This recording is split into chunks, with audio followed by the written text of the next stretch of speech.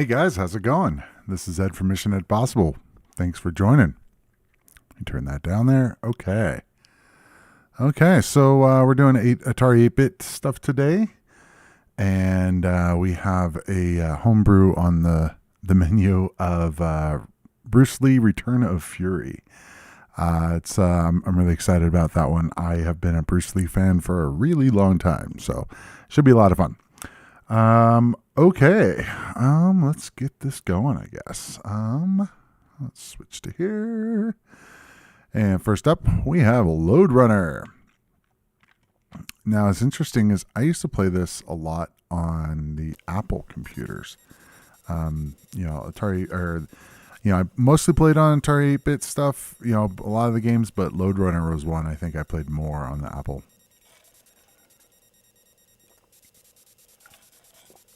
One of the interesting things is you'll see with some of these Broderbund games that they have, they used a lot with the NTSC aliasing, or artifacting.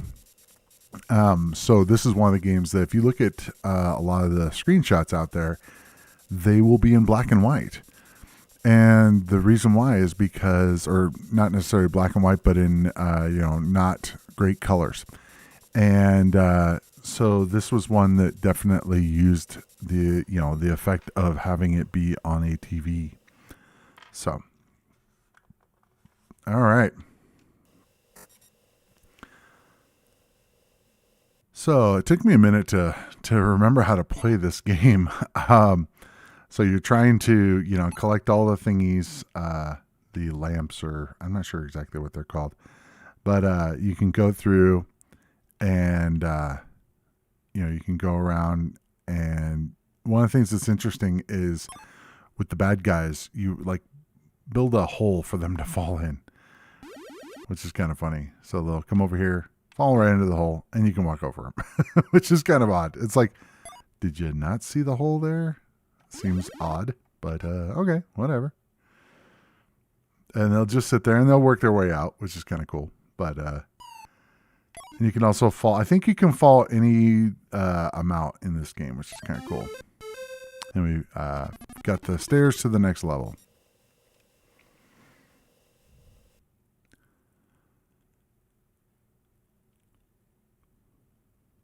Okay. Now I think with this one I have to kind of bomb my way into it, the little cavern over there. So we'll figure that out here.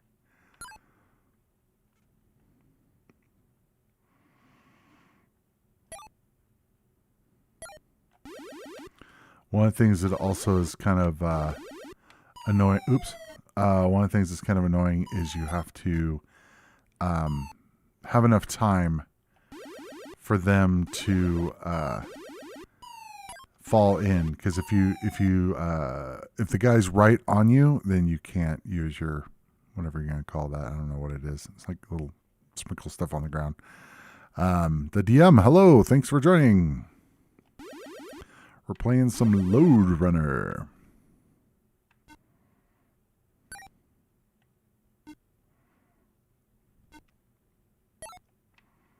Okay, I missed one. All right.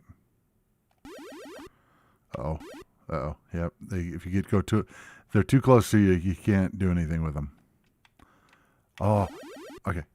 Uh-oh. No. Try that again.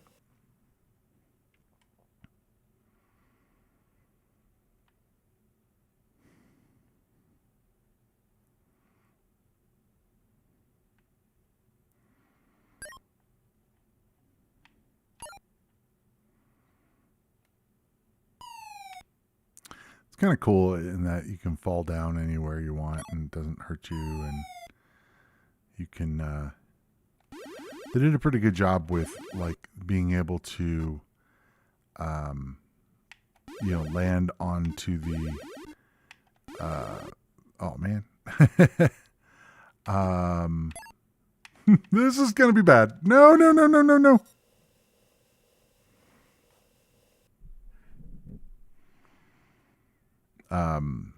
I don't know. It's just the animation, everything plays really well. It's fast. I don't know. I think the only downside with it, in my opinion, is the lack of colors. It doesn't really have a whole lot of colors. I'm just gonna fall this way.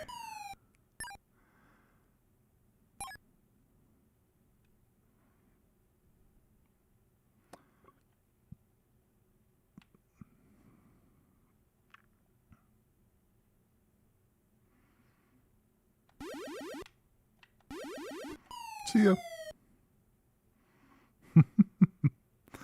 Just gotta stay one step ahead of them. You can fall right in there. That'd be cool.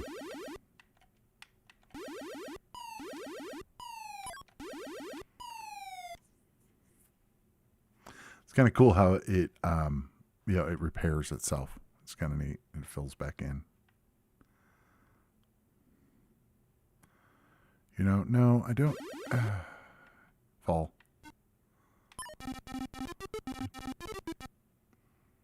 That's kind of interesting. Oh, I see. I fall through there. I can't get up that way. Interesting. I guess it has to connect, and it had a little extra spot that was not connected. Interesting. Okay.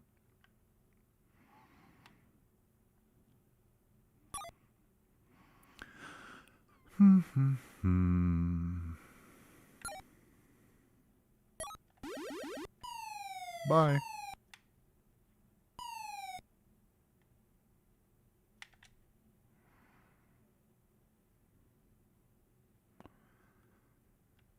It's actually a really good game. That's weird. Why is it like it doesn't fall there, but if I try to go up the other way it does. Odd.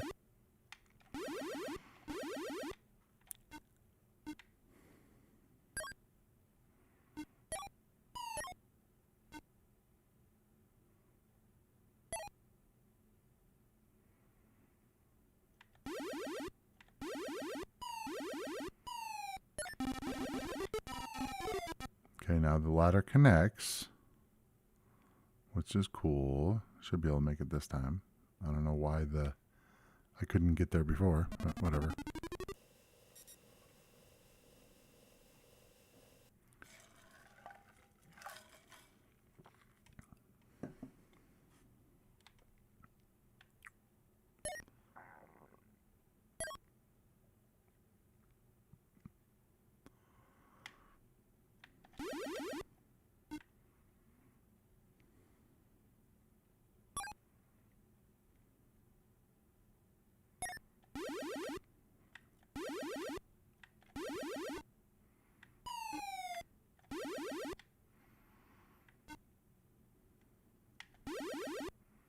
Uh-oh.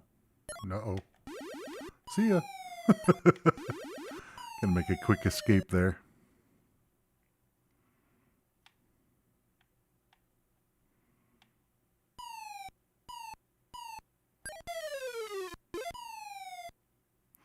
Got a neat little, tune it plays when the ladder's exposed, which is kind of cool.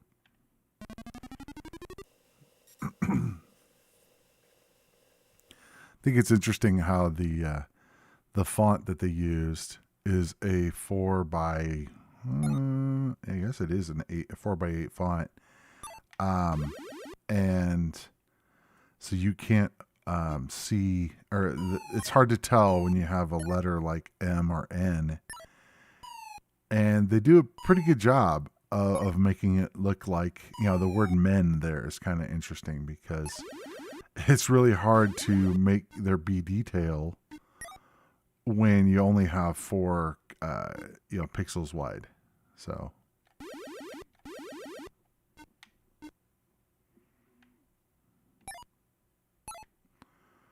All right, how do I want to do this?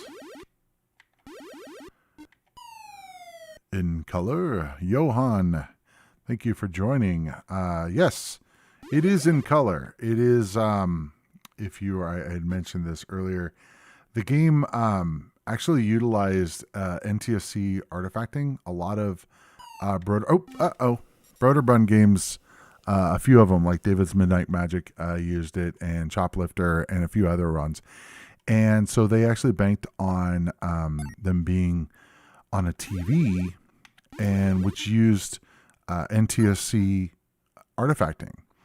And so in the emulator, I'm using Altera. There's a way to set it up so you can use NTSC artifacting, and it gives it color. Even though you look at a lot of screenshots, and I mean the PAL version doesn't have that, and so you would see it in black and white, which is kind of unfortunate. Because I'm pretty sure they intended on it being in color. Just they intended it to be on a certain screen. Oh, this is gonna be bad. Let's see if I can make this. Come on. Oh, nope. Yeah, you have to enable it for a few games. The Boulder Run games primarily. Yeah, you can fall in that pit. That'd work. I kind of have forgotten how good this game is. I played it a while back, but when I was a kid, but I didn't really. I don't think I had it for the Atari, to be honest.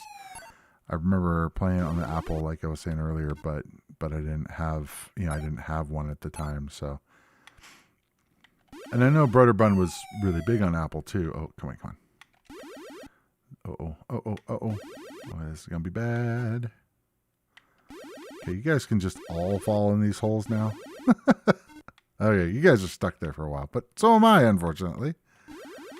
I don't think this is going to scale. Let's see. The timing is not good here. No.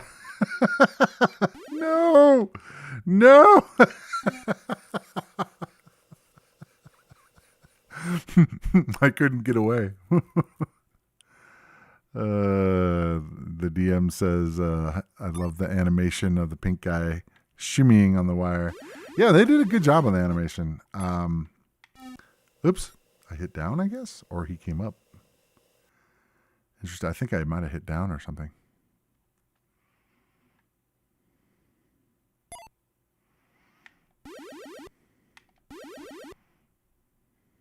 There's a lot of stuff to grab on this level. So I think it's kind of cool. This level has the Boulder Bund logo in the level, which is kind of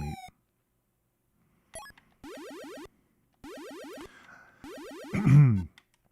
Boulder Bund for me was another one of those companies that just they made quality games, just in general. Like Datasoft. Excuse me. Uh-oh. This is going to be bad again. I'm going this way. But I can't get out of here. Okay, maybe I'll... Oh, well, you guys... Oh, it kills him. Oh, nice. So, yeah, I didn't even realize that if he falls in when it's in the process of repairing it. No. Come on, dude. Ah! All right, fine. Lode Runner high scores. Great game though. I really enjoyed that one. Okay, let's go on to the next one. Boulder Dash 2. So a little interesting looking at the info about this game, and apparently it was. I mean, it was released, but it was trying to hard. It was hard to find a official release of it. It's got a nice little intro. I always like First Star software as well. Games. Gotta love the FSS there. First Star software. Okay, this one's a little harder because it's got these bad guys that will kill you.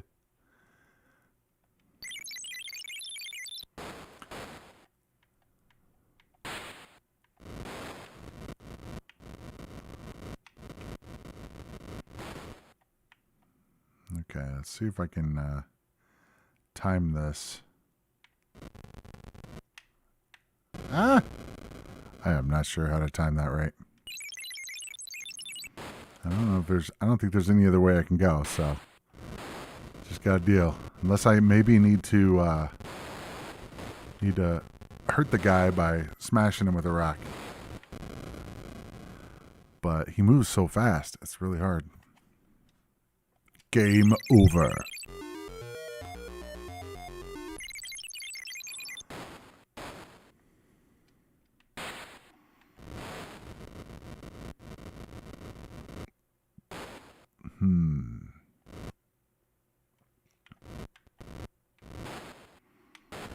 That might be a way to kill him.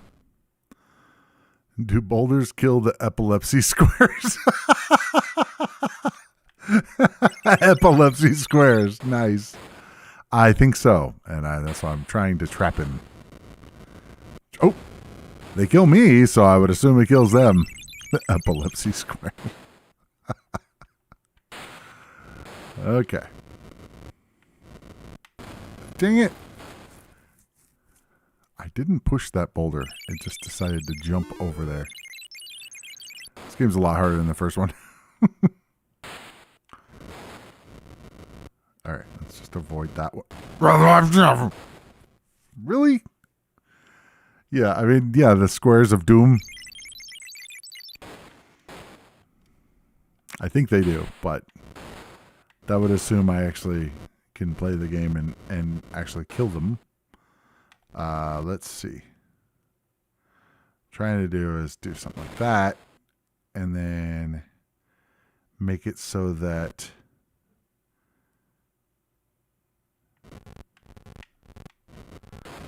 well, it killed them and me.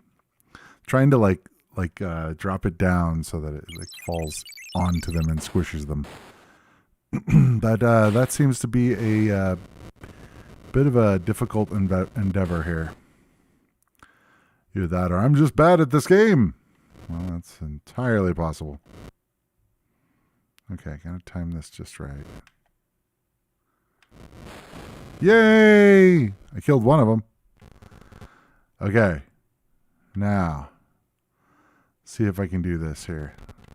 Get over here. All right. Oh, really? No, that was my bad. That was bad. That was bad. I killed one.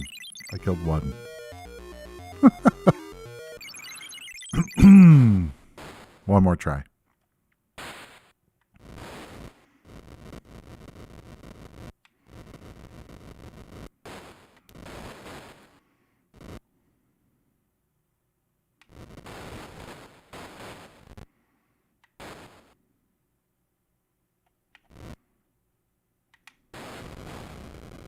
Bad.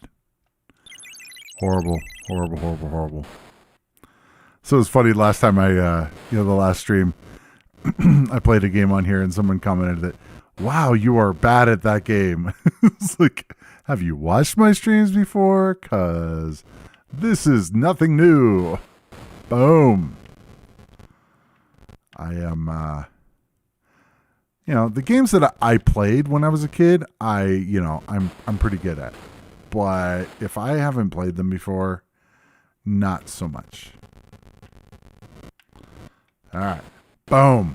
All right. Okay, we're on a roll here. Geez, another one? Man, okay. Uh-oh. Well, he can just go up there and go on with his bad self. Okay, we're finally getting to the point where I get diamonds.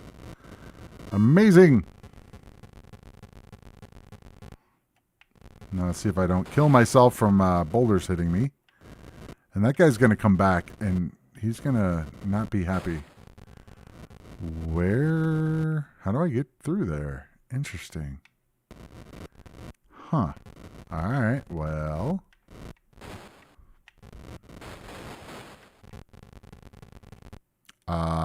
Do I have to blow it up? That's weird. Well, there's this one square over here.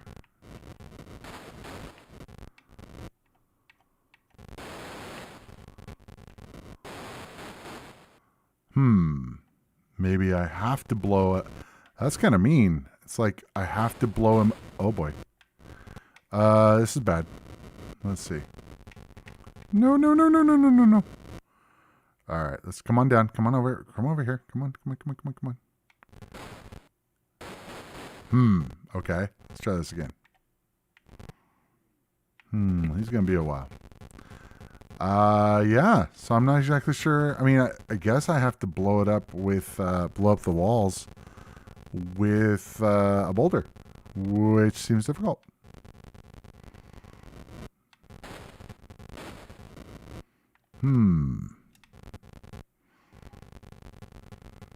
Yeah, this is a little unforgiving. Whoa, boy. Oh, I don't have any. Oh, well, that's one way to blow it up. But I got to start all over again. Yeah. Yeah, that's bad. I'm done. Let's go on to a game I have actually played. I've never played the Boulder Dash 2. That's just hard. Okay. Let us go. Yeah. You know, if people come back and say, oh man, all you had to do was do this, that, and the other, and it was really easy and you screwed it all up. It's like, you know what? You can make your own video. Show me how it's done. Show me the speed run of Boulder Dash 2. Go for it.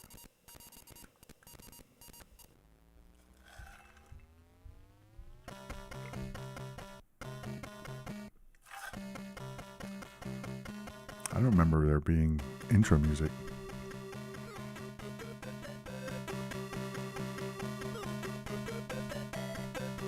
It's pretty good, actually.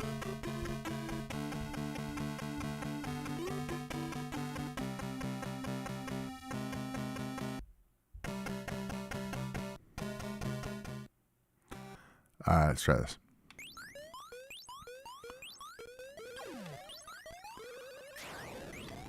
So I love how colorful this game is. It's just the rainbow. It's just all of the levels. I mean, it's actually, you know, not hard to do as far as the, you know, the programming aspect of making it so that each level uses different colors. That's actually not too bad. So, but it does have a different kind of feel for it, just having all the different levels.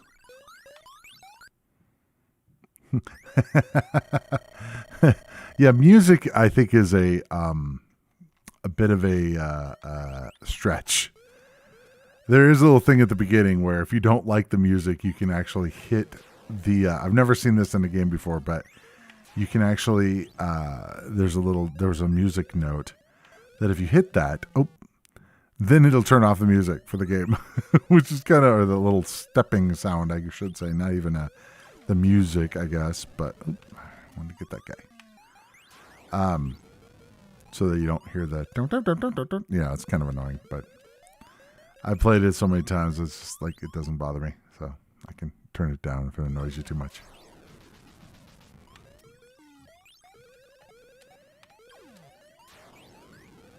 So this is kind of an interesting platform thing. If you screw up, you can't beat the level. You have to start all over.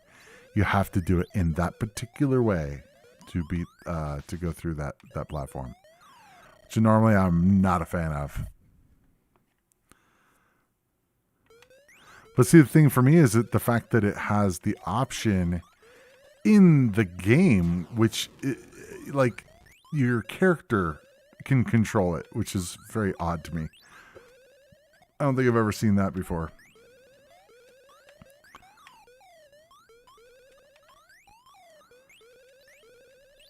So because all these go up, it makes it a little bit difficult.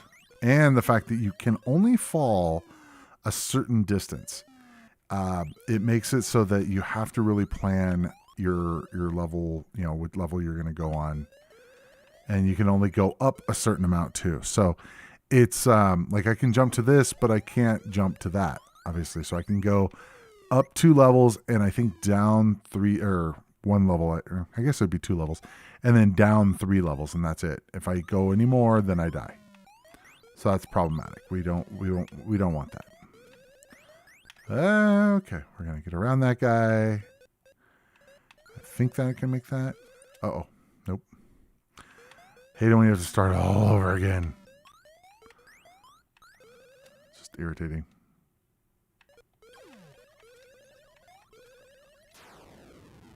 And once you're on the elevator, you cannot move until you've gone to the next level. Another thing that's kind of cool is with the colors. I don't know if you guys have noticed, but it actually randomizes the color sequence so that each time you play, it's a different different set of colors for each level, which is kind of neat. Definitely gives it a different aesthetic. Okay, I think. Okay, I'm gonna wait. Oh, yep. If I jump too far, I will die. Okay, let's just get over here and get these guys here because they're just a pain. That might be the best way to handle it. Just so I don't have to deal with them.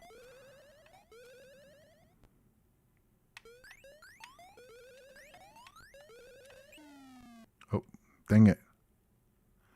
I found a bug. The eyes of the bad guys disappear when they cross in front of the ladders. Really? Well, yes and no. I think the eyes technically are transparent. So I think it has a transparent background on it. So that's why it does that. So, and same with the mouth. The mouth does the same thing. So I think it's just going in front of it and it makes it white because that's what the background is too. And if you look at it, it just looks like it's transparent. Which, because those guys are sprites, that's a thing. But it is kind of interesting when those kind of things happen. See, I don't think I can fall that far. Yeah, I can fall this far. Okay, can I fall that far? Yes. Okay. Now I can't jump though. If I jump over there, I'm toast. I think it's going to... Oh, there we go. Okay, phew. All right, I can do this, though. And then we're good, I think. Okay, cool. That took a little while. Oh, I remember this level. Another thing that's interesting is the fact that this has a level creator, too. I remember getting to that. Is fun. Which I played with a little bit. But it's one of those things that I always used to love when they would do that in games. It just made it so that it just extended the game so much more.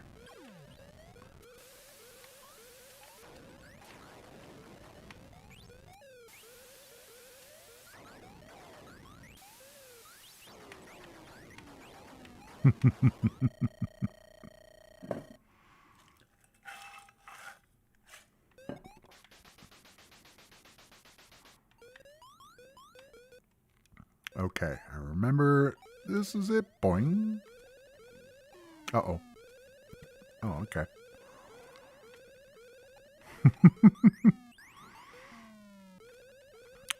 That's going to kill me. Cute little game, though. I actually really enjoy it. It's one that I had back in the day, but I didn't play it a ton. I enjoyed it, but... So you can go into... Oh, weird. Music. Oh, weird. I think this is the level editor. Oh, that's so cool. It's been so long.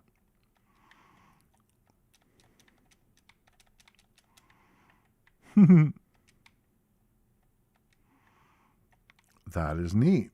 All right. So we can do like a... Yeah, might as well for a minute here. Okay. Oh, yeah, that's one without the dots on it.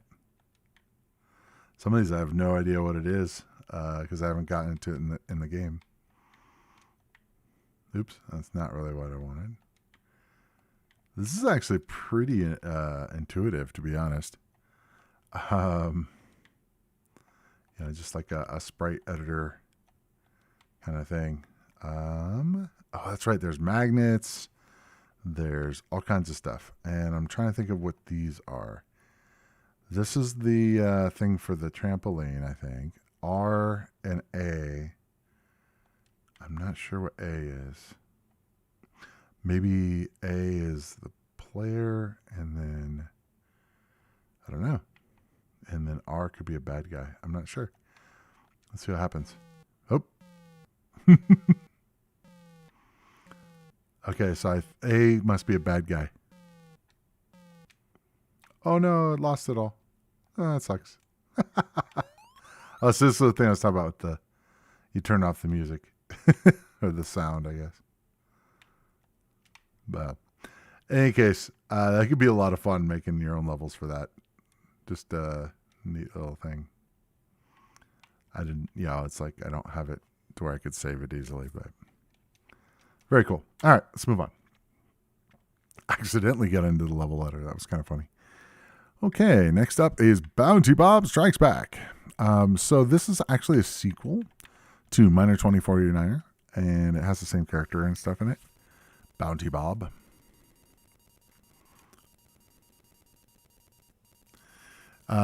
Nicholas Gasper, yes. Prince of Persia was released today for the platform. Yeah, I saw that.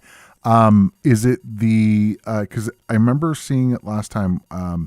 Does it have the XL/XE version that hopefully uses more memory and stuff like that? I remember that was a thing that was going to be a thing. We covered it last time. I thought about putting it on the stream, but I'm like, we just covered it last time, so it's a little premature, I guess, to do it again. But definitely we'll come back to it.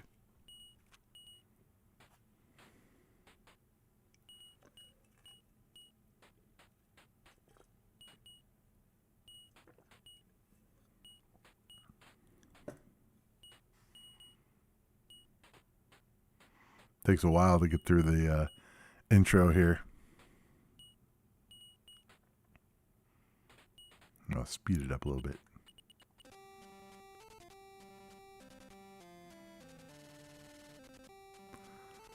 That music's very Superman-like.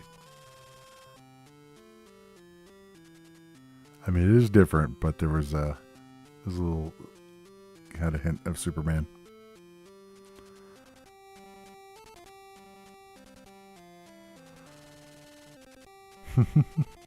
I'm guessing it was not an accident. All right, let's get on with this. Bob's Morning Calisthenics. Let's get these guys. Okay, I don't think I can go up this ladder. I think I have to. Use this elevator here. I'm gonna try to. Can he come over here? I guess not. Ouch. It's so weird how he dies.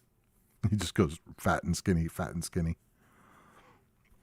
At least on this one, the guys stay dead, and he's still able to be killed there. Cool. Nice joystick there. Okay, let's see if we can hop that. That's no good. Squish. Let's try again.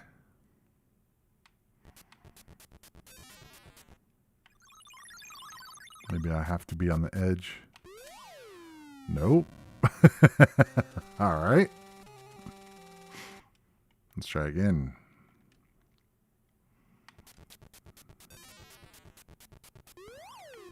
Love how the power-up is a gun.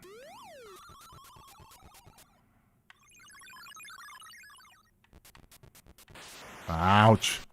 That's not good.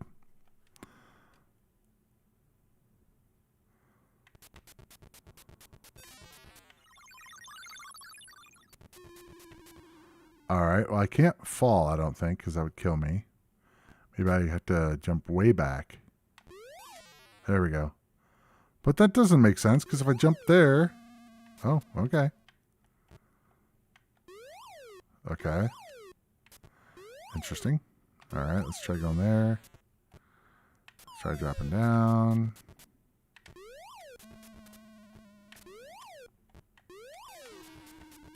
Weird sound effects. I don't know. That's a huge device. I'm guessing it's a thing. Okay, cool.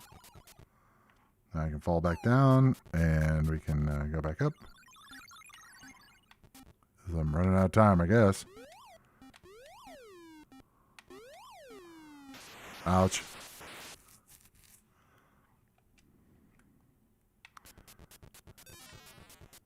Okay. Let's see. It's weird that I can't jump there. Whoops. Dang, this is hard. Oh, weird.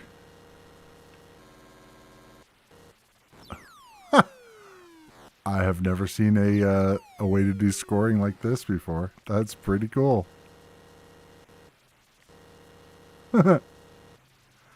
Neat.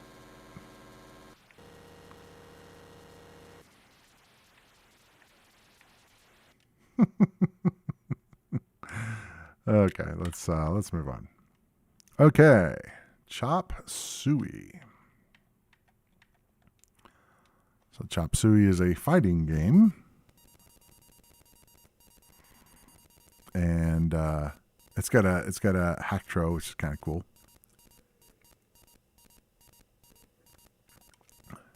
I kind of remember. I think when I got into BBS type stuff, I was. I think I did have a 300 baud modem for the Atari 8-bit, but at that point, I think Jellystone Park was no longer a thing.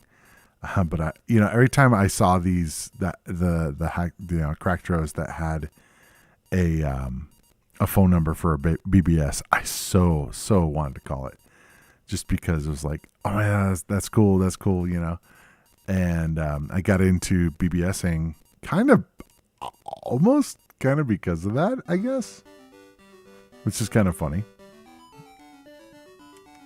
But hey, whatever.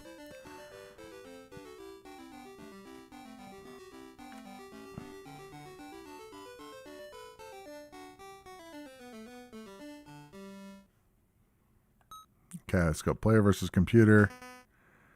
So this has similar stuff to a lot of the other fighting games that we've seen with one joystick.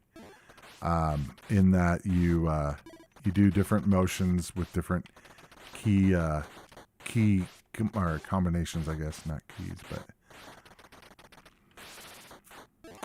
the animation is actually pretty cool. And for some of them, like that flying kick one, is pretty cool.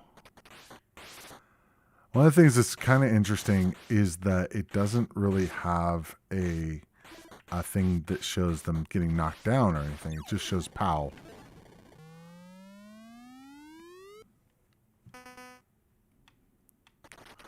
So a BBS is a bulletin board system. And basically what a BBS, it was, you have your computer set up back in the day when we used modems. And I would kind of say it's a kind of a prototypical thing of what we know as the internet today. It wasn't the internet. It wasn't, anything like exact internet, but for what you could do on it, it was very much like it.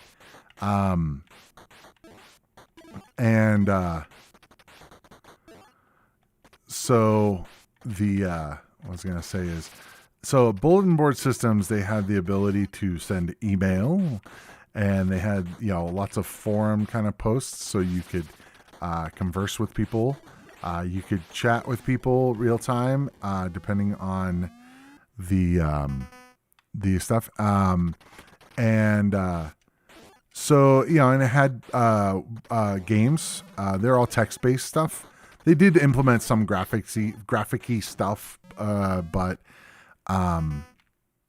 it was mostly all text. And the deal is typically you had had it so that you could only have one line on there. So if someone's on it, nobody else could be on it. And so, and of course, we're in player.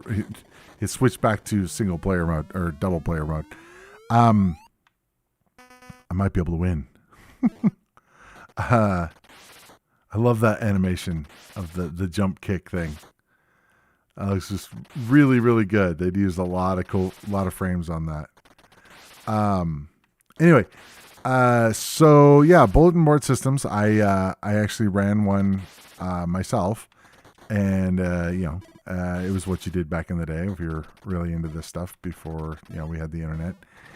And it was a lot of fun, especially I met a lot of people, and I don't know. It was definitely a cool time. But mods actually started off on the internet. So it wasn't. I mean, we had stuff that was mud like on BBSs, but this was kind of before then.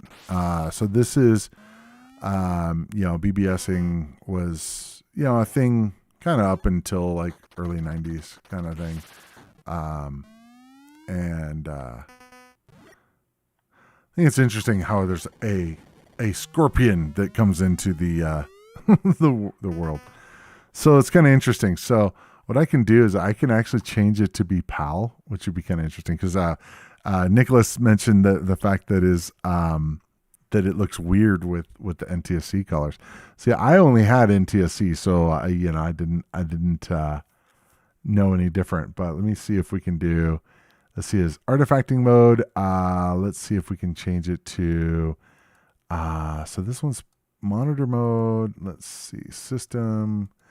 Oh, if I change the standard to PAL, it'll probably restart. Oh, there we go. Now, the PAL colors definitely look better. You're right. They're more normal skin tones. That's interesting.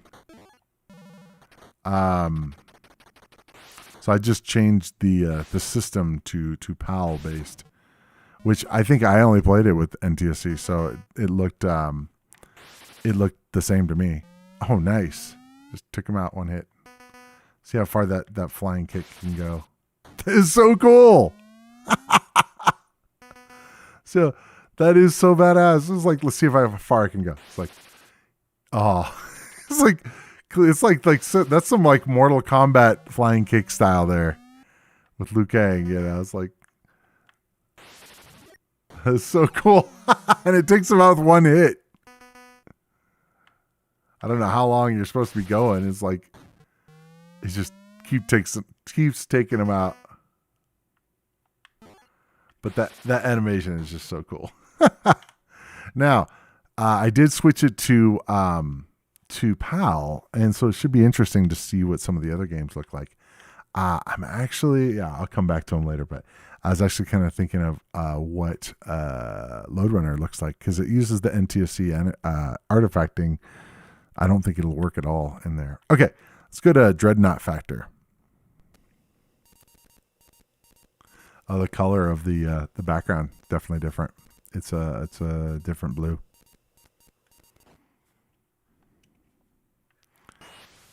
Okay.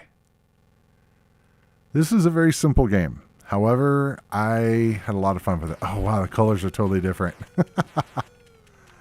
Okay, so basically this is a big ship coming your way and you're trying to stop them. And you can fire you have bombs that fire off as well as your lasers. And so this is big ship, and the thing is if you want to make it so that you can stop their progress, you can bomb their engines first. And I don't think I can get more than... Oh, I got 3. Nice. That'll slow them way down. So now I'll go up the side here on the right-hand side. And take out these guys.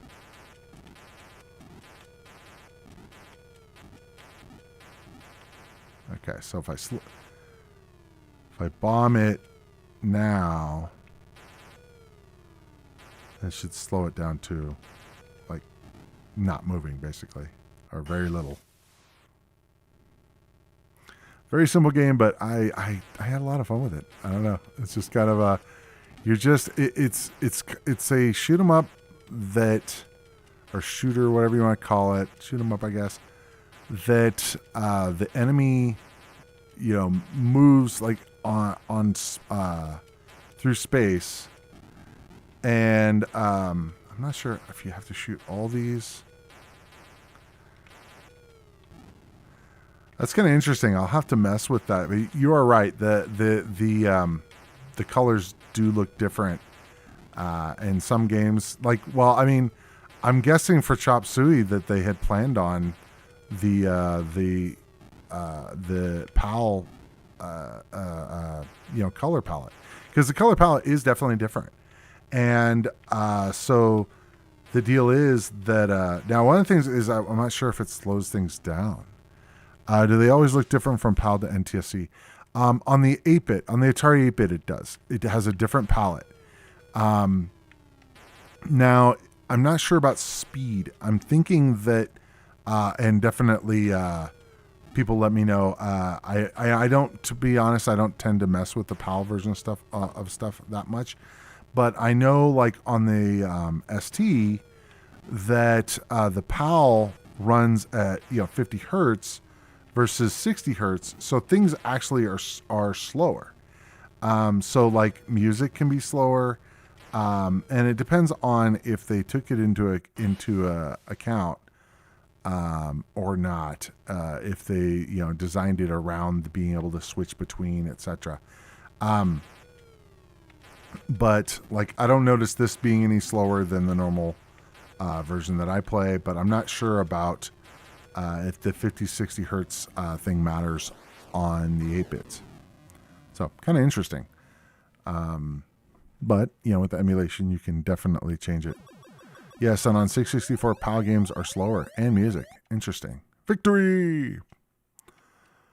I do remember playing certain games that have music. It's a lot more obvious if you're in PAL mode versus NTSC.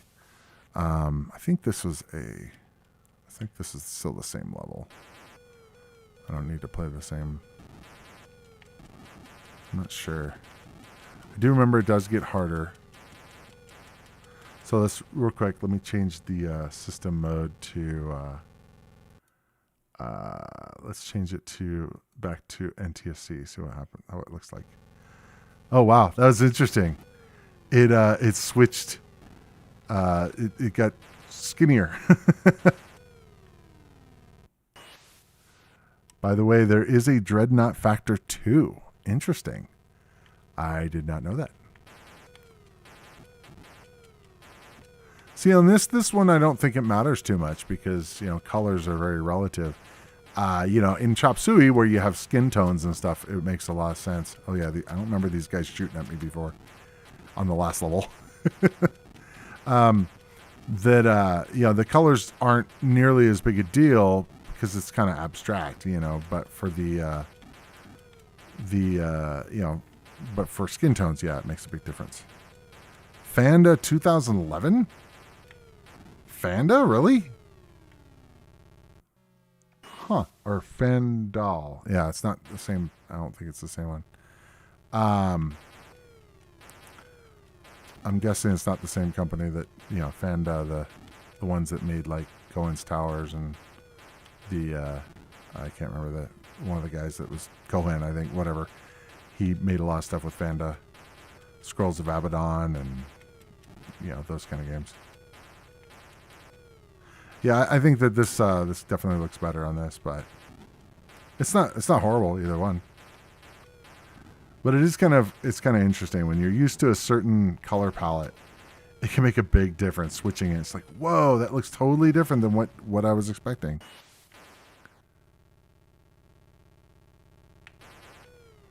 I remember, I think it was, I used to play a lot of, what was it? The GameStar baseball game. I'm trying to think of the name of it. It's Star League Baseball.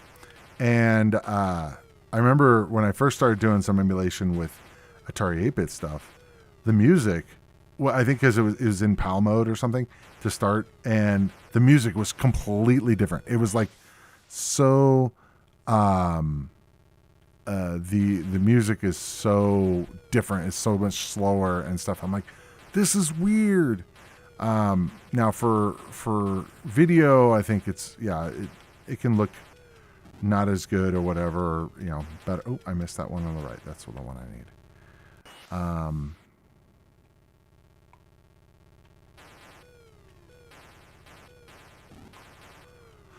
So the deal with the different colors thing, it's just for whatever reason I'm not exactly sure. It'd be great to have a definitive answer of why the PAL color palette is different than the NTSC color palette. But it's not a perception thing. It is absolutely a hardware thing. I think that's it. There we go. So it's definitely not. I mean, it's an absolute thing. If you look at, there's a lot of things out there where you can see the PAL color palette versus the NTSC color palette. It's a very different thing. And, the code is the same, but it has completely different colors on between them. So it'll totally change the hue of the game. I'm trying to think, do I have to hit start? See, it's like select option. So we can go, let's try going to level 7. That should be fun. Never the same color. Nice. Oh boy. Yeah, this one's going to be fun. Holy crap. Oh, it is going fast too. Wow. This is going to be like murder. Let's see if I can get through there to... I think I tried this one once before. It's like, oh wow. A big difference when everything's shooting at you like crazy. I can get around these things and then maybe kill the engines. Alright. Let's see. I have to get close, kill the engines.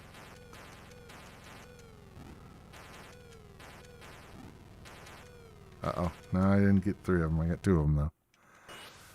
It's gonna go fast. Man, things are just going crazy now. Jeez. Alright, let's see if I can bomb these. Now, once I kill the engines, I think it goes much slower and I have more time. But it is still going fast, so we'll see what we can get here. I think the idea is that you're trying to prevent the this thing from hitting Earth or whatever. This Dreadnought is coming at you. Ouch. Yeah, he's getting a lot closer than I'd like him to be, but whatever. You usually go up the sides and deal with them that way and then go through the center. Just because it gets a little brutal when everything is firing at you. But it definitely makes it interesting. I don't know of another game that's like this as far as the way they do the mechanism for it. Yeah, those things are brutal anyway. The little ghost thing that comes off of them. Ouch. Sea Falcon 030, thanks for joining. We're doing some 8-bit games here. I think those got respawned. That's annoying.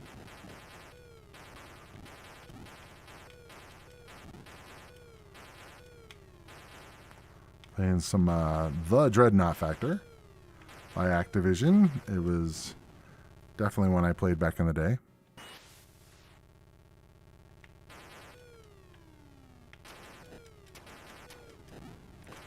Yeah, I think those are definitely respawning. It's brutal. Wow. I don't know how I'm supposed to kill them then and make them stay dead. Definitely changes my tactics a little bit. Ouch. Distance 12. 12 something. Need new units here. Will you stay dead, please? Guessing that once I destroy all of these vents or whatever they are, that would be good to go. But distance 5. Okay. Okay. So the fact that they're respawning means I don't have to keep killing them all, which is nice. It just makes it a lot harder. Oh, whoa. Okay. I think I might have done this once before. Very different shape of Dreadnought. I'm probably dead. No? Okay.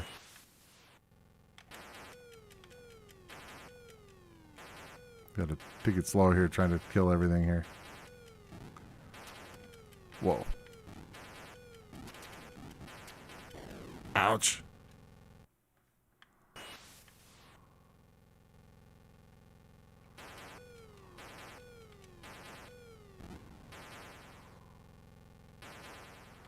Okay. Man, those shots are fast.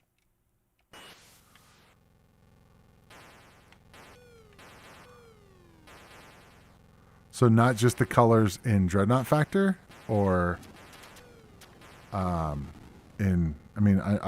there's other games, but oh man, those guys are brutal. Gotta up my game here. Whoa. Oh, what the heck? My controller die? Boom.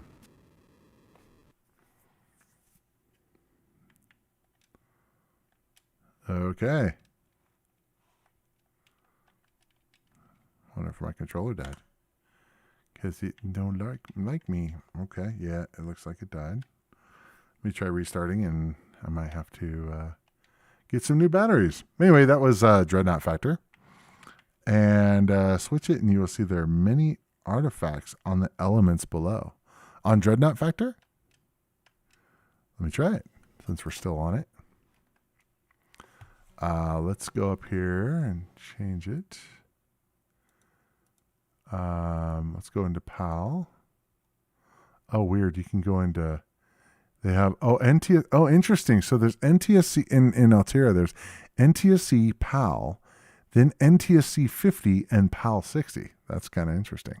All right, so let's try the PAL version and see what you're talking about here.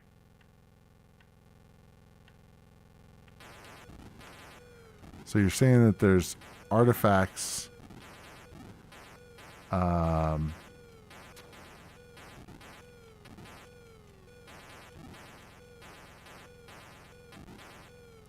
Says, I think it's just your emulator. Altera shows everything okay on NTSC. Well, I was running Altera. I'm running on with 800, and I don't have it set up to stream all of the whatchamacallit, the dialogue boxes and stuff like that, so you can see. But it is streaming, or it is doing NTSC. Now, what's interesting is, so I can configure it so that it's NTSC or PAL or CCAM and NTSC 50 and PAL 60. So it's interesting if I run PAL. It'd be interesting running at PAL 60.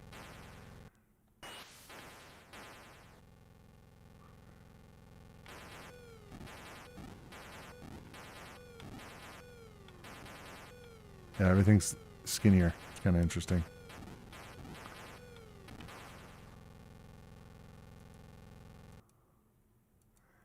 And then NTSC 50 makes it all wider. I'm not sure why it does the width and things. But yeah, we can change it to be, you can use, I don't think that the hardware will matter. Interesting.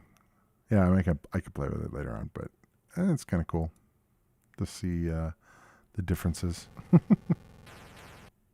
All right, let's move on. So, next game is called Mercenary: Escape from Targ. Now, typically when I'm playing the Atari ST games, it's a, a lot of times there's a lot of games that I have to do research on because some of them are pretty in depth, and I need to actually practice and I need to learn. Well, the deal is that normally I don't have to deal with that on the Atari 8-bit. And this game is kind of made it so that I need to. So I was playing around with it and trying to figure out what I need to do. I did grab the manual for it, but it has more stuff than the typical 8-bit game. So this is in 3D, which is interesting. So Nova Drive Countdown has this little intro thing. Pristinium on course. Destination Gamma 5. Some conflict damage. Checking. Emergency.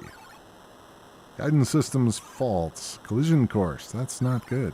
I can't do anything right now. It's kind of in its own little cutscene, sort of. Unable to correct. That planet is getting very fast. Maximum reverse thrust. Yeah. Yeah, that's looking like it's gonna get closer. Crash imminent. Yeah. Hello. Returning to manual control. I don't think it's gonna help, buddy. Where am I? Boom. So I crashed. Status report. Crash landed on Targ. Prestidium destroyed. State of war between Palyers and mechanoids. Location near airbase. Aircraft on pad. Type Dominion Dart. Message received. Craft for sale. So basically I have to go through and buy this craft. You have 9,000 credits and it costs 5,000. And you can hit Y. Say yes, I want to buy it. Okay, so I can actually walk around. So I'm on this planet on Targ. And I can actually go over to this ship. That's what this is supposed to be. I mean, keep in mind, this is 3D graphics on an Atari 8-bit machine, which is pretty state-of-the-art, to be honest. So I can hit B to actually board. And I can, I can fly around. I can actually hit a speed. Yeah, I can make the speed of it go faster. And I think my controller is not letting me go left and right. So I'm thinking I need to swap batteries. So I'm going to do that real quick. I'm going to take a break real quick. I will be back shortly.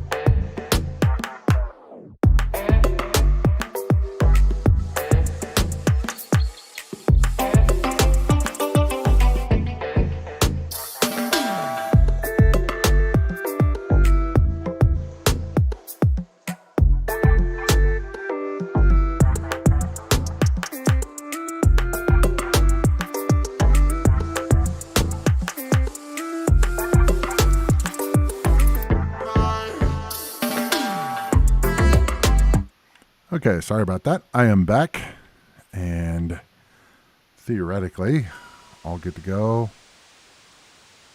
Maybe. Or not. Trying to go up and down, and it's not liking me. Let me try restarting it. I love wireless technology, except the times when I don't like wireless technology. Especially during a stream when I want things to actually work. And it might be that I disconnected during the emulation, which is problematic. Let's see. Okay, we should be good to go now. No. I will speed up to go where we get to that same point. Okay. Collision near airbase. Aircraft on pad. Type Dominion Dart. So we can buy it. So I can click Y. Yes, to buy. And then I can go over again and board the Dominion Dart.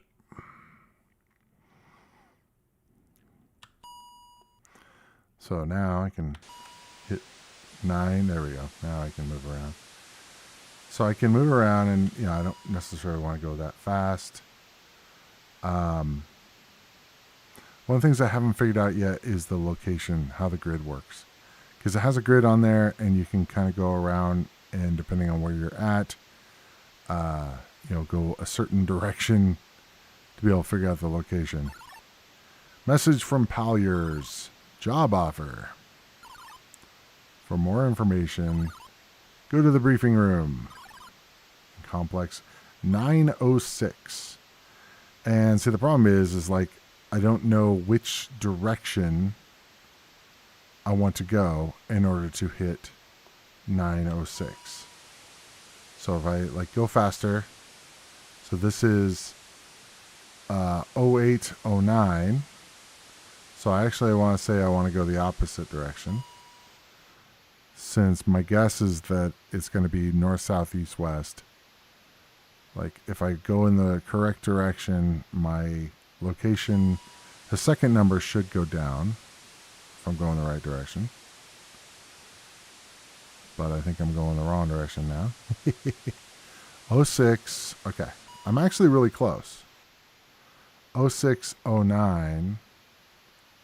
Could be there, maybe. Now, I'm not sure about landing. I think I can just go down. I'm not sure I have to do anything specific.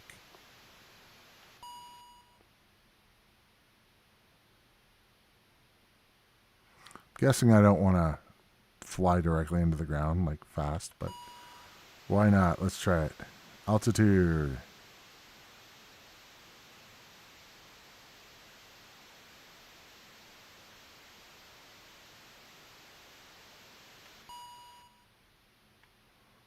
I don't know if I can land.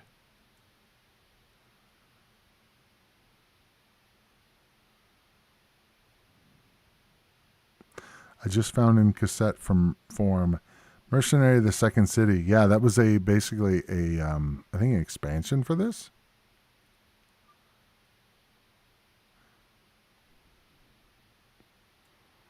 Okay, so now I should be able to go to altitude 0. I think that was a land there. L, I think, is landing. And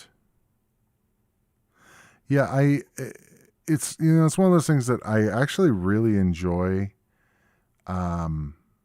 Games like this, like I know obviously this was kind of related to the games like Frontier and Elite and all that, and I do enjoy them. One thing that's kind of cool, I can speed up emulation. If I could go in the right direction, I can speed it up and walk that way. I'm going to try going towards a building. Forward. Okay, I don't know if I can go in there, but yeah, it's cool. I think I have issues with at this point, the graphics and stuff. I mean, if I'm going to play a game like this, I probably would want to play like Elite Dangerous or one of those more modern games. I don't know if I can go in this or what. Can I board the building? I don't know what it is. Yeah, unfortunately, this is one of those things that I wanted to show it because it kept showing up on lists and stuff, but maybe not the best game to stream. It looks cool. The fact that it's 3D is pretty cool. What was that building? It looked like a star or something. I'm trying to find that 0609, but not having any luck. Let's see. Nope, 0408. But it's like, okay, so what is this building? I don't know. No other keys seem to be liking me, etc. All right, I think it's time to probably move on. Cool game. I apologize that I was not able to show it off very well, but yeah, still cool. Okay, so Draconus. Draconus is one that I never had, and I didn't know anything about, and I saw it show up on some lists. And I'm like, I haven't checked that out. Let me try that. And I was pleasantly surprised. It's obviously it was a later game in that it was made out in 1988, which is very late for the Atari 8-bit. But you can see a lot of the shading and stuff that they're using, which is, they didn't use a lot of this kind of shading for a lot of the games. Okay, let's speed up a little bit. Cool intros.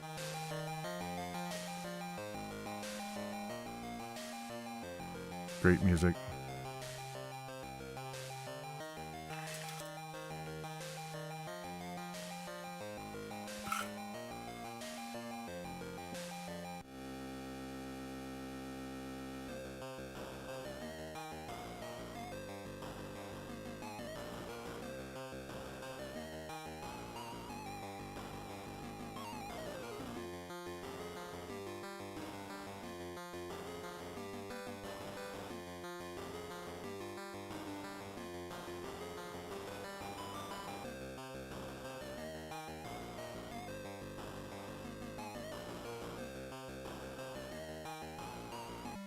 All right, start her out.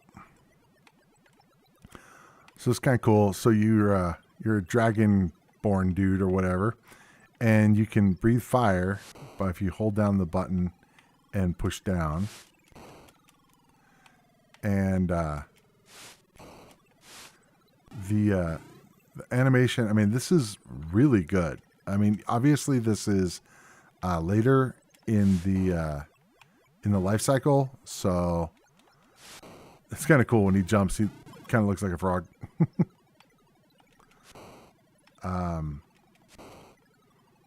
But for an 8-bit game, this is actually pretty awesome.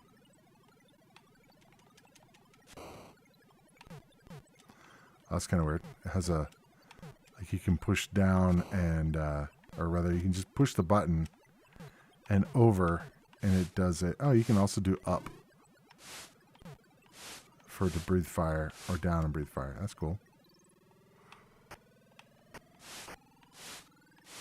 Come on. Ouch. It's kind of weird. Like when you die, his head explodes. It's like, whoa, okay then. And this is like this huge map and stuff too, which is kind of crazy. I mean, yes, it's single screen scrolling and all that. It doesn't scroll. But, ouch.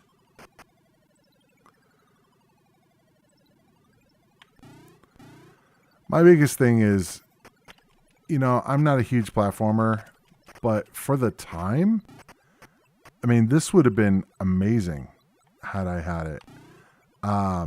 Again, some of the comments are talking about like the fact that if you had it back in the day, it would be a very different thing than playing it now. Kind of like the Mercenary thing. It's not something that is nearly as cool today, and that's why you have to kind of judge all these games like that. In that, I just look at it as like technical achievement that they didn't have a lot of games that look like this on the Atari 8-bit, and so that's why for me, I look at it and go, "Wow, this is crazy for." Oh, it's kind of almost like a secret area. It's kind of weird. This is crazy for the 8-bit. They didn't do a lot of this kind of animation and stuff, so that's why it's cool to me. I'm not probably going to be playing it a whole bunch, but it's neat. Ouch.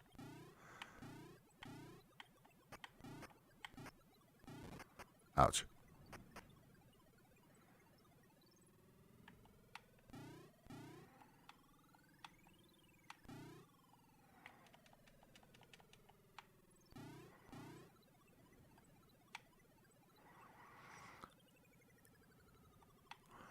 We also didn't get a lot of games like this on the 8-bit, which, like a lot of the platformer type games. And that came more in the 16-bit era and, ports from other platforms. I mean, it was still a lot of holdover from the arcade stuff. So, there was not a lot of open world type of platformers. Whoa. That dying animation is crazy.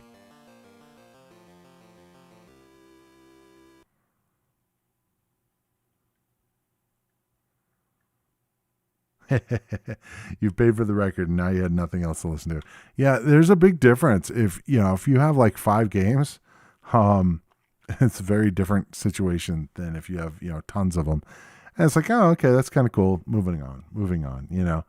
Whereas with this, it's, I could see it if I had, any of these games, if I had any of them back in the day, I would have played it like crazy. But going back to it, it's a bit rough. So Ultima, I saw it in the list. I'm like, you know what? I want to show Ultima. It's a little weird because it's the colors are kind of weird, and that's something I was playing around with, and I'm like going, I wonder if I could try PAL mode to see if it looks better. I mean, it was written in the States, so I'm not sure.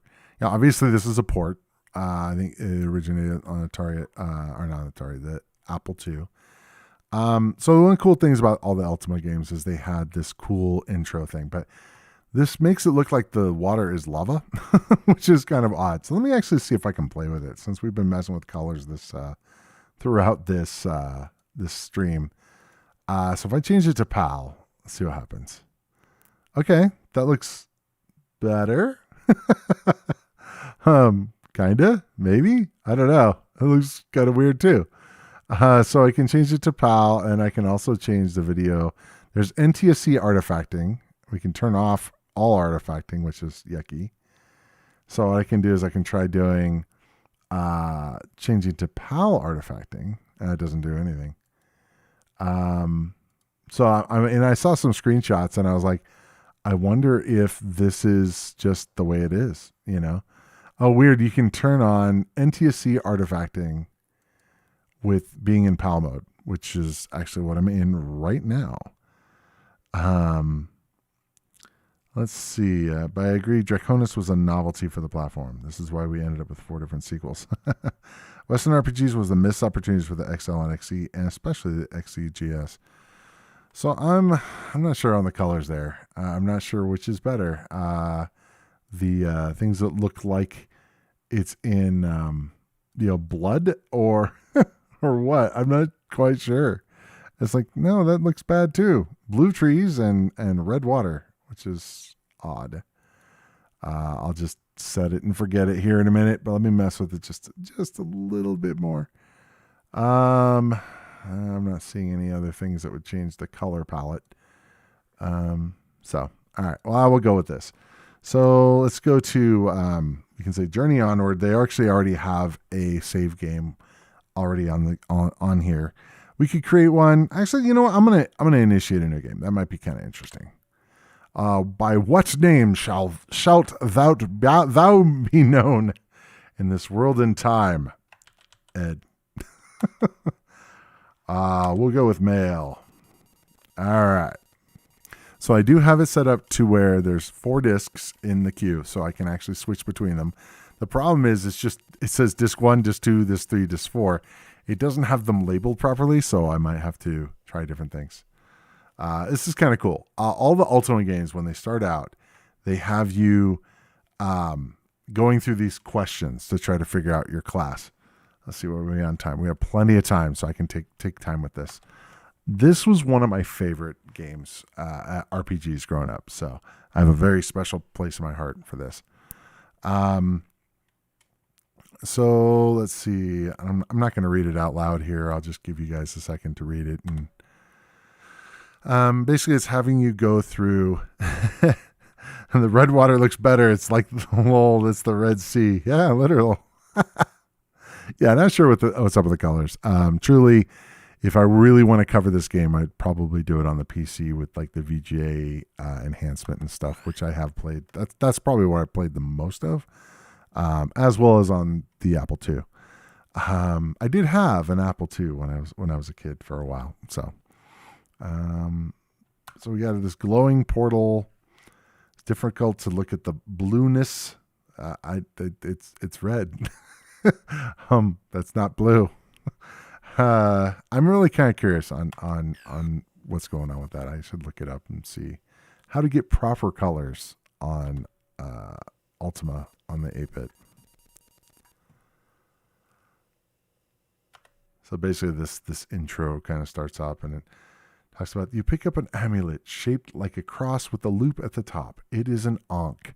So one of the things that was really cool about these games is that it had if you got the box version, it actually had a cloth map inside of the world, as well as an actual Ankh, a metal, who knows what it was made out of, but a metal Ankh in there. And so the whole idea that this Ankh is the symbol of the Avatar. And the Avatar, and this whole thing with this game has nothing to do with the blue people or the guy with the stripe on his head. It's all about the 8 virtues. And so this is kind of interesting. So one of the things is, and yeah, we can go through this, but eventually it gets to questions. You go into this like village and whatever, and it asks you some questions. So you read the book of history. I love this. Ready? No, really, read the book of history. I remember that. So the idea, it comes with a book as well to read. So the idea is that it's trying to make you more in tune with the world and all that, which is kind of cool. So you can pick up the Ankh, literally, when we had this back in the day, you could actually pick up the Ankh and pick up the book and feel the map and all that. And it's neat. Yeah, no airbenders. This is quite a few years before airbenders were a thing. Well, at least the lore of airbenders. Okay, so this is no ordinary traveling carnival, but a Renaissance fair. The pennants on the tent tops below briskly in the late afternoon breeze. So this is kind of an interesting way of choosing a class. Yeah, back in the day, they wanted to really, they really wanted to sell that. Another company that was really big on that was Infocom. They one of the things that they did was their games were all text adventures. So they went, instead of putting all the detail in the game with graphics and such, they put the detail in the boxes. So they had all kinds of things, and they were called feelies, I believe. And so there was all these little prop things in the game, in the box.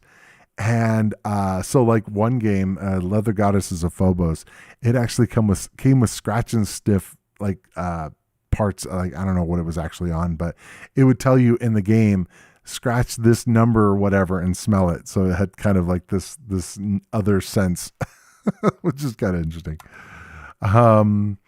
Okay, so she's like, okay, we've been waiting for you. So read the path of your future.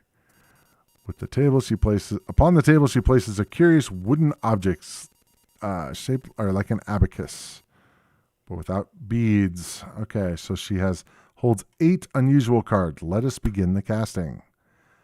So you have to choose. So it gives you little stories here, these little situations. Entrusted to deliver. This is the important part. Okay, so I could have read all this stuff, but I'll get to this. I'll read into this. Entrusted to deliver an uncounted purse of gold. You meet a poor beggar. Sorry, I have a hard time reading that. Do you deliver the gold, knowing the trust in thee was well placed, or show compassion, giving the beggar a coin, knowing it won't be missed? What should we pick? Chat, what should we pick? Honesty or compassion? Problem with this is the chat's a lot slower than the stream. I will take the first answer that I see. A or B? Compassion. Okay, we're going to go B. Okay, the gypsy places 2 more of the cards upon the table. They are the cards of valor and justice. She says, consider this. You've been sent to secure a needed treaty with a distant lord. Your host is agreeable to the proposal, but insists thy country at dinner. Okay. Insults. Sorry. That's why I'm like, that doesn't make any sense. Do you valiantly bear the slurs, or B, justify justly? I can't read today. I'm sorry. chat. Justly rise and demand an apology. So valor or justice, A or B?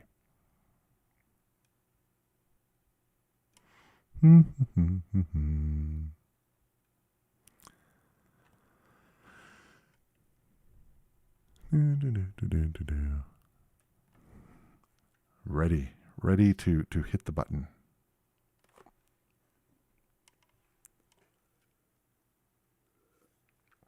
Come on, chat. Valor or justice? I'm going to pick one randomly.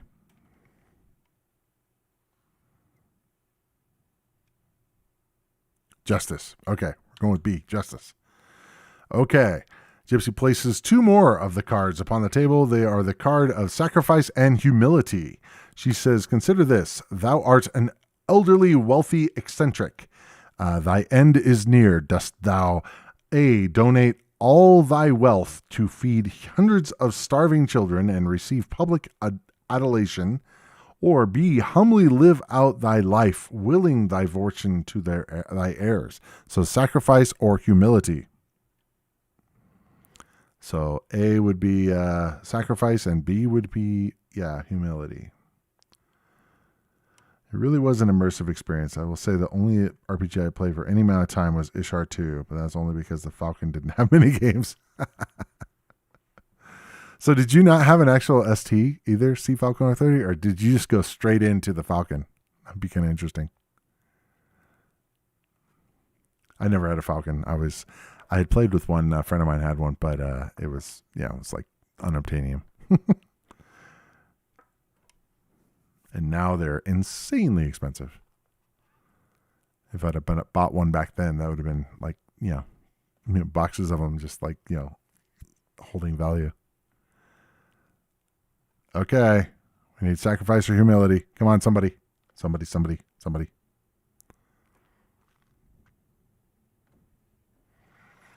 This is going to grind to a halt. A 130XE to a Falcon. Wow. That was, you went from one flagship to another. That's nice. Yeah, I had the 130XE and then I went to a 1040 STE. So my journey was not as cool, but it was pretty cool too. So we got honor and spirituality. Okay. Consider this. In thy youth, thou pledged to marry thy sweetheart. Now thou art on a secret quest in distant lands. Thy sweetheart asks thee to keep thy vow. Dost thou honor thy pledge to wed? Or B, the first one was A, B, follow thy spiritual crusade. I have a MSTE now. Now that was a good machine. The good thing is that it has compatibility, which that if you want to actually play a bunch of stuff, compatibility would probably be cooler than just having the Falcon that you can't run anything. Okay. A. I think there's like one more. Okay, the Gypsy placed 2 more of the cards. So we got justice or humility. Justice will be A and humility will be B. Unwitnessed, thou hast slain a great dragon in self-defense. A poor warrior claims the offered reward. Dost thou A, justly step forward to claim the reward, or B, humbly go about life secure in thy self-esteem? But yeah, I definitely enjoyed the STE. Okay, going to B. Okay, now we have compassion or honor. Thou art sworn to uphold a lord who participates in the forbidden torture of prisoners. Each night their cries of pain reach thee. Dost thou A, show compassion by reporting the deeds, or B, honor thy oath and ignore the deeds? These are kind of hard questions in a lot of ways, I gotta say. 130XE, then a 520 STM, I'm guessing STFM, which I still have. Because I don't think they had, I think it was STFM, right? I could be wrong. I think it was STF or STFM. I don't know if that's, it could be a European thing as well. Yeah, I had the 1040 STE, and then now I have a 1040 STF. Okay, so we need an A or a B. Compassion or honor? Come on. Let's do it. I could choose between an STE or a Mega STE. Using a machine without a hard drive wasn't an option, though, so I got the Mega. Kind of regret that now. No built-in disk drive. Yeah, I had a hard drive for the 1040. It was awesome. It was external. The gypsy placed the last two cards upon the table. So we got compassion or humility. As one of the king's guard, thy captain has asked that one amongst you visit a hospital to cheer the children with tales of thy valiant deeds. Dost thou, A, show compassion, thy compassion and play the braggart, or B, humbly let another go? So we got A or B. A is compassion. B is humility. I'm actually kind of curious what the class that gets picked for it. So one of the things is, like, if you're trying to min-max while playing this game, there is a choice that you can make to be able to actually get. I can't remember. I can't remember which one it was, but there was one that was ideal, and I think it was like if you pick honesty and honor, you got it. I don't know if it was. You can be the avatar with any class, but I'm not exactly sure which class it ended up being. Like it was mage or something. With the final choice, the incest swells up around you. The gypsy speaks as if from a great distance, her voice growing fainter with each word. So be it, thy path is chosen.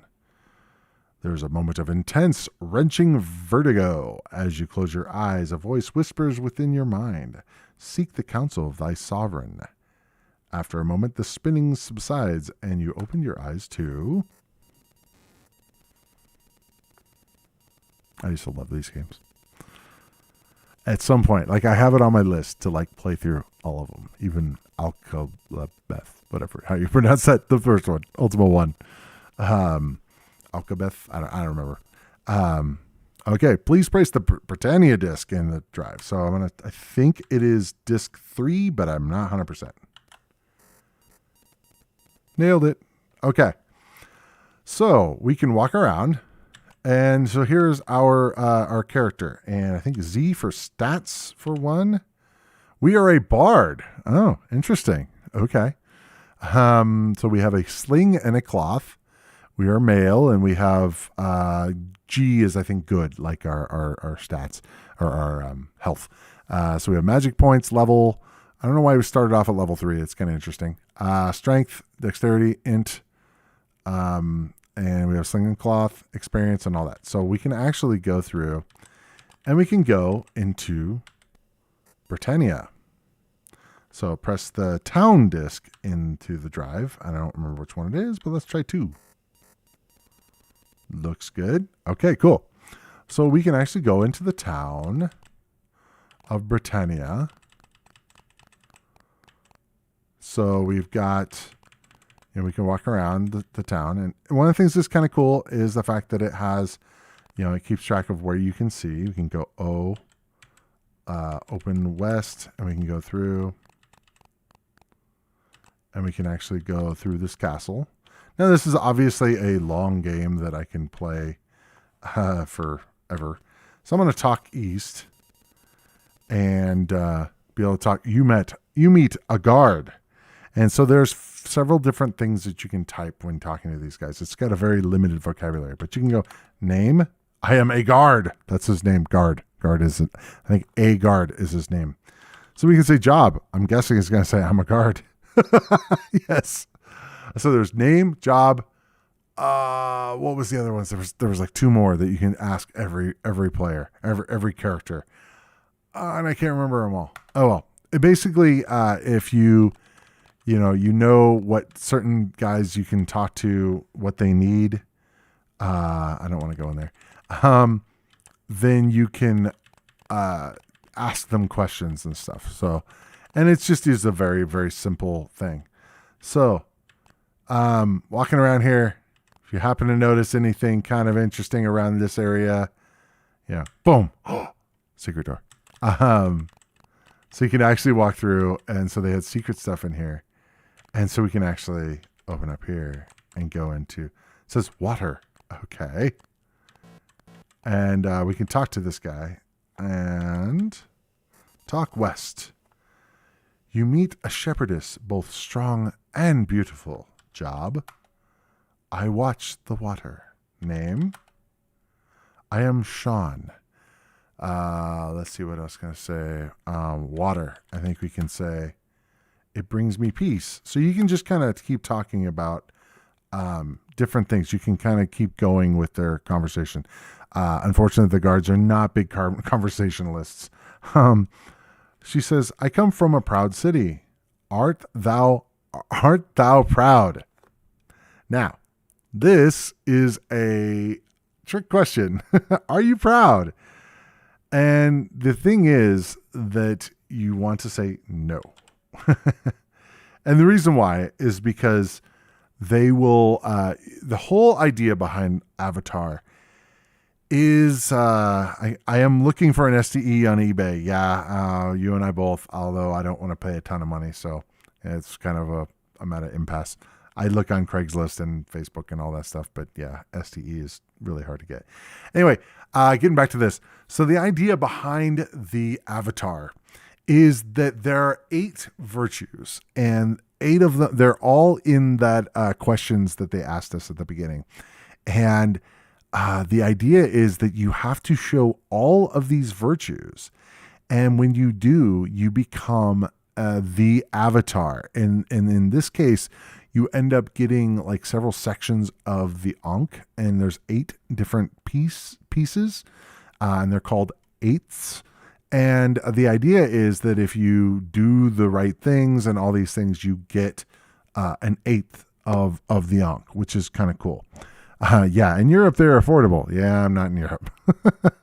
Thought about coming over there and just grabbing a whole bunch of, stuff that you can't get over here, but getting it back will be fun.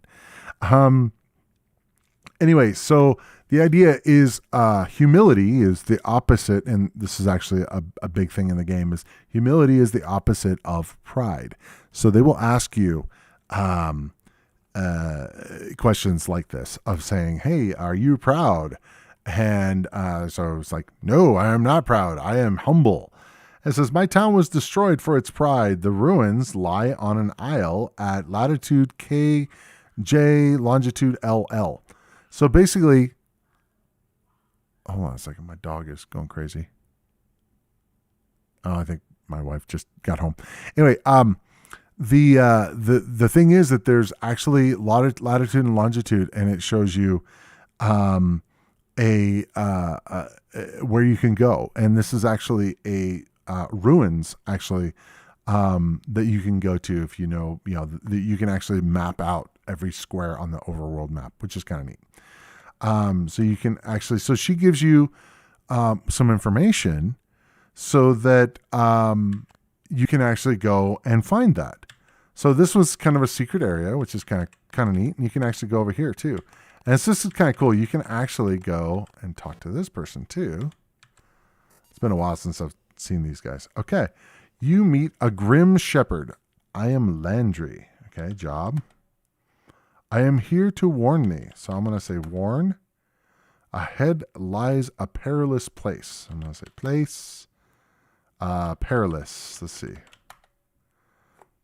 Once thou enters, thou may not return whence thee came. Wilt thou go on? Yes, of course. Then thou art doomed. Okay. See you, dude. Bye. So this is an area I probably shouldn't be going, but it's locked, so I can't get in there anyway. But there is a dungeon over here, which is kind of cool. I don't think I can get around anyway.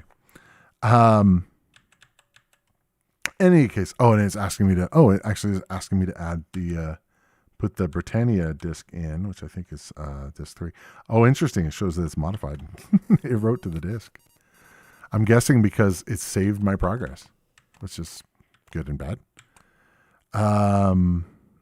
Let's see. So this is, we can enter this building, enter town, Britain. And then we can do the same thing. And, I don't want to spend too long here, but we can go into this town. So in that castle, actually, Lord British lives. And funny enough, if you've read or watched Ready Player One, the guy that is modeled after, there's a real guy that the main guy in Ready Player One, can't think of his name, the main author of the Oasis, was based off of Lord British, who's a real guy. His name is Richard Garriott. And so he created all of the lore and everything for this game, all of the games, Ultima games. And so it's kind of interesting. He's look him up one time, Lord British or Richard Garriott. He's a pretty cool dude. He's done a lot of stuff. So here we can actually buy weapons and armor and stuff in the town. Says, okay, welcome to Windsor Weaponry. Winston's, that's a mouthful. Windsor Weaponry. Winston says, welcome, friend. Let's put another W in there. Art thou here to buy or sell? I will buy. So you can buy nothing, staffs, daggers, slings, and swords. And so this game definitely is one that, if you're a certain class, you can't use certain weaponry. So I don't think a bard can really use Halliday. There we go. Halliday fixed my 800 XL. Okay. I'm kind of curious. Yeah. But yes, Halliday is the guy that is based off of Richard Garriott. Kind of loosely, but there's definitely some stuff in there. I fixed my 865 XE. I need to fix my 130 XE. It doesn't boot, and I need to go through that, but I have a lot of other projects going on right now. Okay. Anyway, let's move on. This is one of those things this game can take forever. At some point, I will beat them all. I got really close on Ultima 4 a few years ago. A buddy of mine went through it, and it was one of those things. We got, I think, about 3 or 4 dungeons done. We needed to do 4 more, and just kind of lost interest. And I think we still have the save game somewhere, and we could actually play it, which would be kind of neat. But yeah, I do have the desire to actually play through them all, but whether or not I actually do it, it's a whole other thing. Okay, so let's get to the headliner here. And that is Bruce Lee, Return of Fury. This is a homebrew. And it's kind of cool. It actually has, they did a really good job on this game, and you can actually go through and you can actually change. There's unlimited falls, so there's actually unlimited lives, which is nice. And it's kind of interesting. You can change. You can go 2-player, 1-player, all that. But the unlimited lives, the game is hard, and that's the thing. It's a bit difficult. So I've played through Bruce Lee the original many times. And so when I started playing this, sorry, my nose is tickling. When I started playing this, I'm like, oh, no problem. I could take care of this. I can do this. And it's like, oh, yeah, they're not kidding. It is pretty hard. Because there's all these I just died. There's all these swords and stuff sticking out. And it's like, what the? You have to hit it just perfectly to be able to not die. And it's like, okay. And I died. So it's like, really? So, I mean, I'm almost dead. But the cool thing is, if you look, it's got cool, animations in the background and stuff. And it's basically the same idea, but they took all of the stuff that was in the original game, and they just made new levels for it. And, again, it's hard. So I am going to go through and change it to unlimited falls because I'm a wimp. That's okay. We'll see how far we can get here. When I do these, cheat modes, I kind of go, you know what? It's fine. It's fine. But it's just frustrating. There's no slop there. I'm going to use all of them, all of my unlimited lives, trying to get that. Don't hit me. But yeah, I really like the first Bruce Lee, or the original Bruce Lee. and I really wanted to play. I still need to play the. I guess there's a Sega Master System version of the game, which is very cool. That has better graphics and stuff. So I'm like, I should probably check that out at some point. I have not ventured into the consoles on this channel yet. Oops, that's not good. I figured everybody else does that, so I'll do computer stuff. There's not a whole lot of people doing the computer retro thing. So, but oh, wow, nice glitch. That was interesting. Let me try that again. All right. And I can just get to the very edge, and there we go. Okay, cool. Okay. Yeah, they just throw everything at you in this game. Oh, whoa. Okay. That was interesting. I'm trying to remember what that thing in the bottom there is, if it's anything. Oh, a spike comes up. That's cool.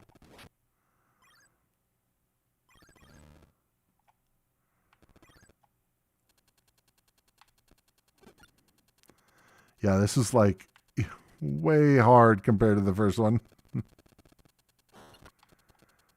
But they took a lot of the same elements and they just kind of modded it for, new stuff, which is pretty neat. I don't think, I haven't really seen that much in any other game. It'd be really cool to try that with some of the other really iconic games.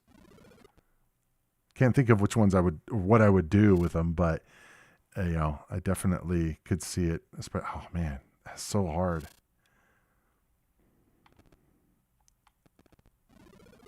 I don't see how anybody, unless you have unlimited lives turned on, to be able to actually beat this thing. Whoa, that's cool looking. I haven't gotten this far before. Oh wow, that's different. Okay, gotta find the pattern here. Okay, so I don't die or anything there. Okay. Come on, go.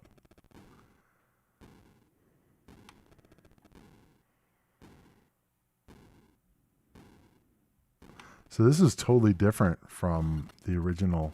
I don't remember there ever being anything like that in the original.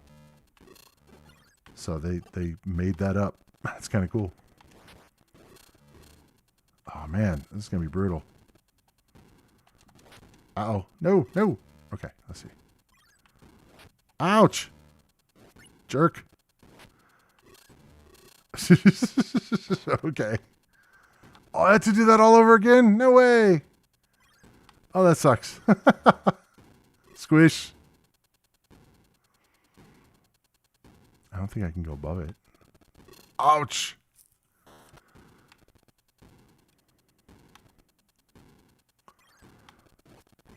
That's kind of brutal, having to go through this whole thing again.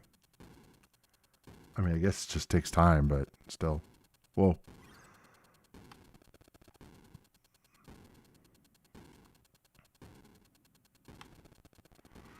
All right, let's see if I can do this here. Ouch. Don't make me go from the beginning. Oh, my God. And I can't really, speed it up either. I have to wait. Ouch. Come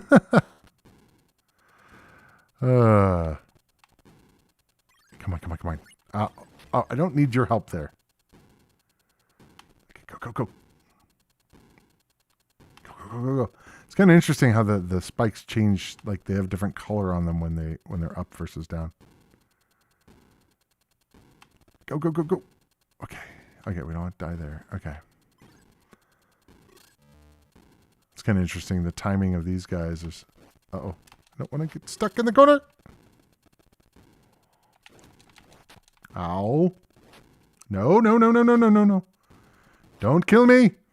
No.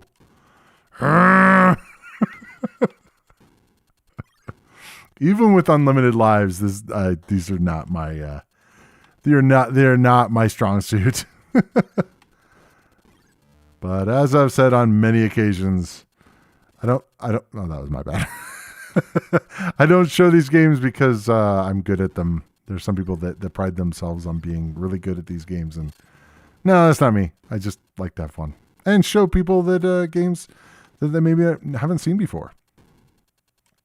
Anyway, let's see what we got going on in the chat here. I'm gonna die. Oh wow! I actually didn't die. Amazing. I can't believe it. Can these guys like die? That'd be great. Oh. Okay, I'm done with this. All right. Let's see what the chat here. Let's see. Saved by the glitch. Yes. That's another reason to watch your stream. In Europe, computer gaming was the norm. But if I were to believe YouTube, it wasn't as much a thing in the US. So it's interesting to see your perspective. Yeah, I didn't have an NES at all growing up. I had a 2600, and then I got an Atari 400, and then that was short-lived, thankfully. And then I got a 130XE, I think, the next year. So I actually had a keyboard and all that, a real keyboard. And then I think I bought my own Atari STE back in high school. And so, yeah, I never had a gaming console, excluding the 2600. I didn't have any of the fancy console, the Nintendos and Genesis and stuff, and Mega Drive, Sega and all that. I didn't have that stuff until I was, I started collecting it back in I guess 90s. And that was like way, late 90s kind of thing when I had a family and all that. And I started collecting things in 2000s. And so I didn't ever have them when they were popular. So for me, it was all about the computer games. For growing up, I always felt like computers were so much cooler than the consoles. Yes, the games weren't maybe as popular, and the games weren't, it wasn't, we didn't have Super Mario Brothers, it wasn't a thing. So, all my friends would be like talking about, oh yeah, did you get to this level? And it's like, I'd be kind of like, yeah, I don't have that. But what's funny is I had the computers, so I never really had the desire to have them, to be honest. Cause I'd play those games on a friend of mine's computer or a friend of mine's console. They'd come over, bring it, or we rented a NES a couple times or whatever. And it was neat, but I always felt like it was so limiting compared to the computer. With the computer, it's like, I could go programming. I could do other things. I can, dial up a BBS. I could do all these things. And the console seemed like it was just, you're in handcuff mode. You can only do these things.